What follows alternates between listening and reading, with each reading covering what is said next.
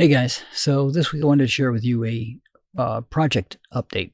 Now, I had great ideas for what I wanted to do this year, but for financial reasons, had to cut back on the extent of what I'm doing. So I'm in the boat where a lot of people are. It's get a piece of stuff here and there and set it aside till I can put everything together.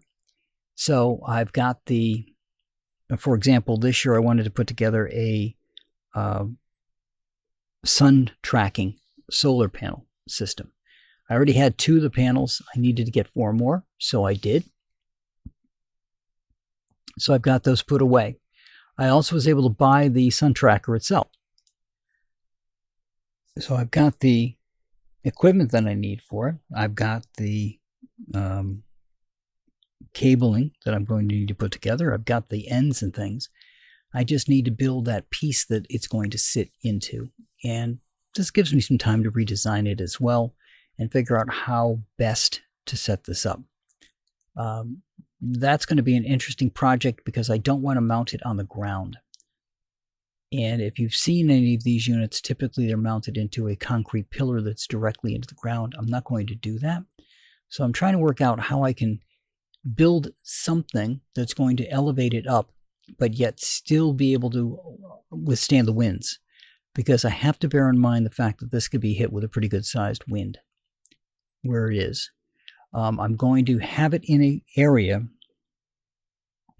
elevated and in a way blocked off a bit to help prevent the wind from hitting it. Now, an option that I could have, assuming I can build it big enough around it, would be to put something in place where I could put panels in place should the wind come up and drop these panels in place.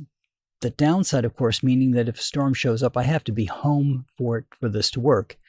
But to drop the panels in place to keep the wind from taking moving this around too much. Other option is just to make it so that it doesn't worry about the wind. Or option 3, combine the two, which is probably what I'm going to do. I think the first thing to do is to make sure that it's going to hold itself up in such a way that it's protected.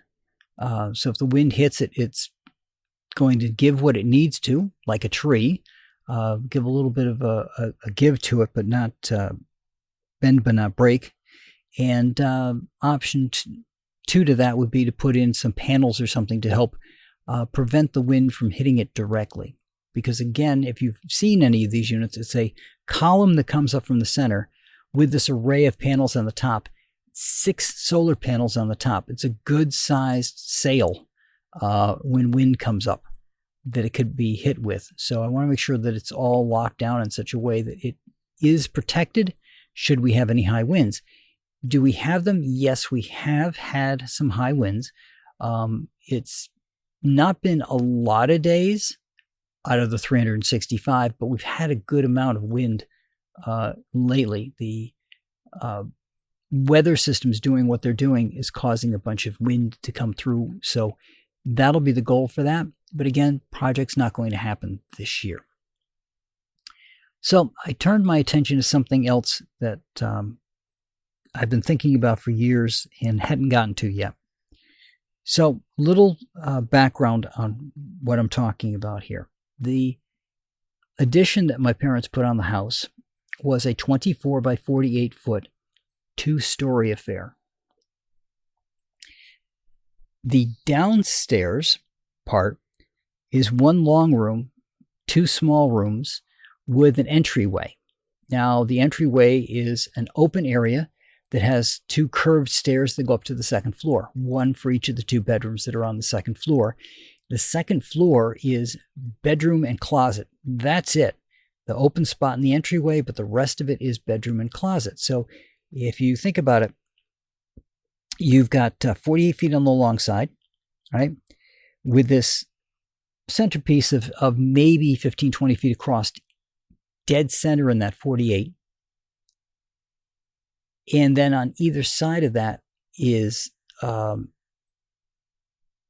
bedroom going all the way back for the 24 feet. And within that 24 feet, that area that's directly behind that entryway are 2 closets. So there's a pair of closets, good-sized closets, that go the entire distance. And like I said, that's a square area there. I'm going to say it's maybe about 12 to 15 feet. So you take that off. So let's say 12 feet, because it looks like about half the distance to the centerpiece here. That means you got a 12-foot long closet that's about 6 feet wide or 6 feet deep on both sides. All right, so they're mirrored. So that's what we've got on the second floor. But the heating source was down on the first floor. Now, the first floor kind of mirrors the second floor in that it's broken up, but underneath that first part where that 12 feet is, it is 2 utility rooms. Right? The other is about 12 feet by 48 feet, and it's just a big open area. That big open area had a heater on either end, whose sole purpose was to just generate heat, and it was supposed to come up to the second floor. Now, what my parents did was they put a lot of insulation in between the first and second floors. So the only way the heat's going to come up, really, is through a vent in the floor of each bedroom with supplemental electric heaters. If you've seen the old fake, and I mean the old fake fireplace type heaters, that's what each room had in it as backup heat. But the goal was to have the heat rise from the downstairs up through that vent. Well, the vent's a normal sized vent. It's a little bit bigger than what you see for most heating duct type systems. It's about twice the size of that. Underneath that is a drop ceiling with the insulated tiles, except in this one spot where it's got a grid space. And the grid tile is a full-size tile, which is a different size than the vent above it. But the problem has always been airflow, right? So while the heat is there, it has to rise on its own. There's nothing to pull the heat up in the winter. In the summer, there's nothing to pull that cooler air up because the way the house is structured, the downstairs stays much cooler than the upstairs during the summer. But in the winter, it's the opposite. It gets cooler upstairs than it is downstairs, or it did. So what I found out was with the structure of the house and that open area in there, if the bedroom has the door open during the winter, the bedroom stays warmer because there's more airflow, right? It can come up the stairways. Cold air up here can get pushed down the stairways. It's a much bigger area for it to go through that door. But what I always wanted to have was a fan system in place in the vent. And I never really found anything that I liked. So the project that I'm working on right now is I bought a series of computer fans, 120 millimeter, right? So normal sized computer fans or regular sized computer fans. I'm going to put them together in a little bit of a grid. Now I think I can go at least 2 by 2, making it a grid of 4. I might be able to go as far as 3 by 2, do a grid of 6. I'm going to 3D print connectors for the corners so that I can lock them into place with each other. And because they're computer fans, they're 3-pin, which means they have variable speed to them. So I can control the speed. By putting them in place and making them exhaust into the room, that'll allow me to pull the air from the floor below. The problem I'm going to have with that, with the current configuration of the house, is that it's going to be pulling the air from not just the floor below, but the space between the drop ceiling and the floor below. There's a good-sized gap there that I'd be pulling the air from, which is not going to be the same as the heated air below it. So I'm going to have to put a little bit of boxing around this thing so it goes down to a particular point on that grill below it and pulls directly from that grill. We'll see how it goes. Everything's going to be done in phases to see how the thing works out, but that's my idea at this point, is to create a fan type system underneath the grill itself, such that you could pick the grill up with these on it very easily. The power supply and things are going to have to be underneath it, which I've got space because it's there's a gap between the floor. The 2x6s, I believe they used, or 2x12s. I think they're 2x12s that they used between the first and second floors. Big, heavy wood allow for a lot of weight on the second floor. And that allows it to sit there. Houses designed back in the days when waterbeds were a thing. Waterbeds have a lot of weight to them, so that's why there's so much wood there to hold it. But to try to pull that air up from down below and see what that does to help offset the heat in the winter or in the summer, and to add a little heat in the winter. Might help, might not. In worst case, is going to add a little airflow to it. And again, with that ability to control the airflow, control the volume of air that's being worked, will help. Probably set it up in such a way that the controls are in the room. I haven't quite figured out how I'm going to wire that up yet, but it might just be a little thing in the grill itself that just is literally in the grid, and you just reach down with a little screwdriver or something to adjust it up or down. Might be as simple as that. Haven't decided that part yet, but that's the idea of the project. Take these 12-volt fans and use them as air movers to move the air up and down. Now, the nice part about 12-volt fans is they're not pulling a lot of power, so they could run for quite a while. The downstairs heater, the current configuration, has a single heater at this point, and that heater will auto turn on if there's no power. So it's constantly putting out heat. In front of that, hooked up to a battery system, is a fan so that it will blow that heat across the downstairs. And that unit can then get plugged into a bigger unit so that if it starts to run out of power, it can just pull its power from the larger unit behind it and keep running for days. That said, these other little fans could help pull the air, pull that warm air that's being blown across the downstairs up and make the upstairs rooms a little more comfortable should the power go out. Again, I won't be using a lot of power to run those, so it's something that could keep running in a power outage situation, which is my goal here. If this is going to work, then I want to make sure that it's going to work long term. It's not something I have to worry about during a power outage. It can help with the airflow as well as the heating and cooling of the house during a power outage. But again, with the cooler air downstairs coming up through the vent, it will help. Now, there's only one vent in each room, and that's going to be a problem, which is why we're doing the fans, to try to make up for the fact that the airflow is so poor because of the size of it. If having an open door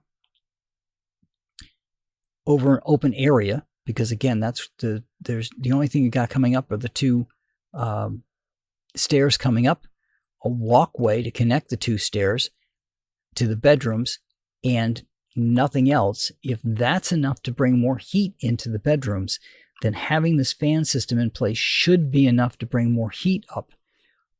Assuming also that by pulling more heat from the downstairs will cause the heater to kick on a little bit more downstairs, trade-off that I'm going to live with, and we'll see how that goes. The biggest thing that I'm hoping for, because again, I've got cats and it's just me, so having the door open to the bedroom is not a big deal. But the other thing I'm hoping it'll give me is cooler air in the summer, because while the door being open during the winter months has improved the heating up here, of course, so have all the computer equipment that I currently have running. But as it's gotten more comfortable for that purpose, it's not doing quite the same thing when it comes to the cooler air, because warm air is going to rise. So it's coming up the stairs just fine, but the cool air isn't coming up. So I've got a fan downstairs to help push it up the stairway, but having something that's actually pulling the air from down beneath up into the room is going to make a big, big difference. The other option that I've got that I use already is, of course, you can get fans for the windows, and I might rebuild that with a series of PC-type fans as well, because I haven't found anything that I really, really like for exhaust fans. And putting these in place would take care of that.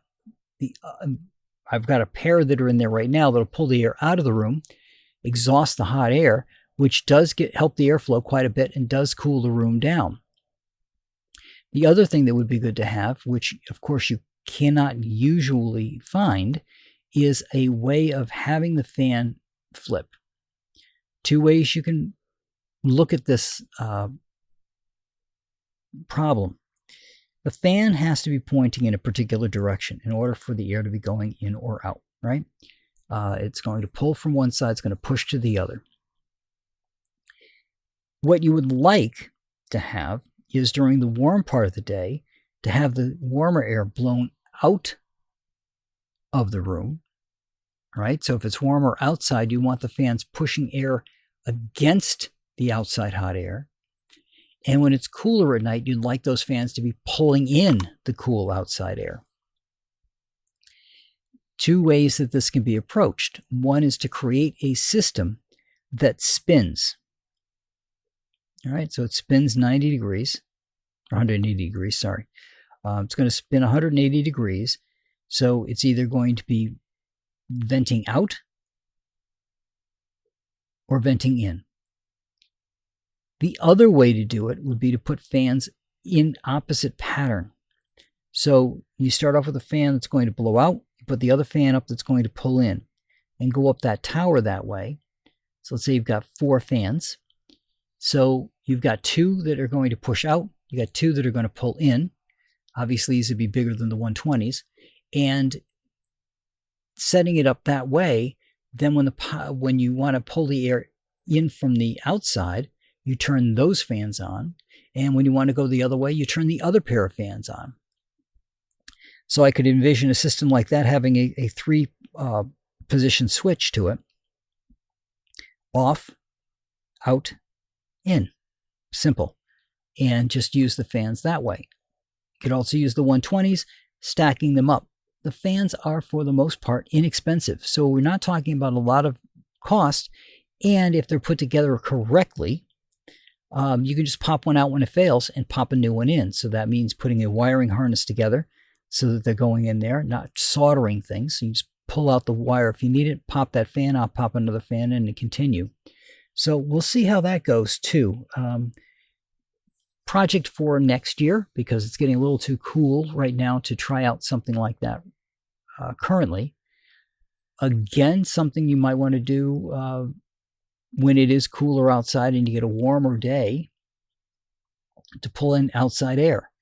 But the house has unique windows, and I'm going to say unique because there are several things I can't do with them.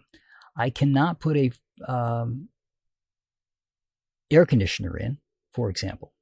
The reason for that is the windows in the house slide side to side, not up and down.